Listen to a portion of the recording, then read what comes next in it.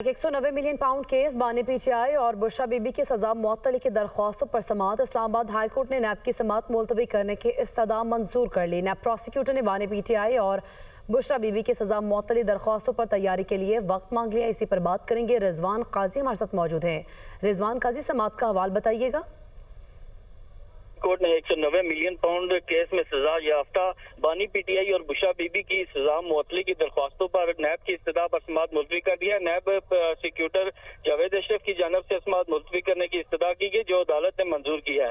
कायम मकाम chief justice Sarfaraz Dogar और जस्टिस मोहम्मद आसफ और मुश्तमिल डिवीजन बेंच ने इन दरख्वास्तों पर समाअत की है और समाअत के दौरान समाअत शुरू होने से जो है चीफ जस्टिस ने जो पीटीआई वकला थे उनसे कहा कि आप अपने बंधु को कहें कि पीछे बैठ जाए, क्या ये लोग मुझ पर प्रेशर डालना चाहते हैं। सियासी केसेस में ऐसा होता है। हम जिस पर सलमान सब्दे ने कहा कि सियासी केसेस में ऐसा होता है, हम डेकोरम जो है वो बरकरार रखेंगे। दौरान समाअत नैब प्रोसिक्यूटर जावेद अशरफ ने अदालत से जो है सजा मुअत्तली की दरख्वास्तों पर तैयारी के लिए वक्त मांगते हुए कहा कि मैं कल स्पेशल प्रोसिक्यूटर तैनात किया गया हूँ और तैयारी के लिए वक्त दिया जाए और तवील वालियम का केस है, तैयारी के लिए कम अज कम 4 हफ्तों का वक्त दिया जाए। जिस पर बैरिस्टर सलमान सफदर ने कहा कि सरदार मुजफ्फर अब्बासी की सरबराही में नैब ने प्रोसिक्यूशन टीम को तश्कील दी थी और 5 जून को नैब प्रोसिक्यूटर राफे मकसूद ने अदालत से कहा कि वो भी बहस नहीं करेंगे।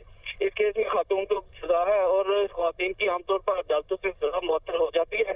गुजारिश है कि हमें अपना केस शुरू करने का मौका दे दें और शफाफियत इसमें है कि मुझे मौका दे दें। ठीक है, बहुत शुक्रिया रिजवान काजी।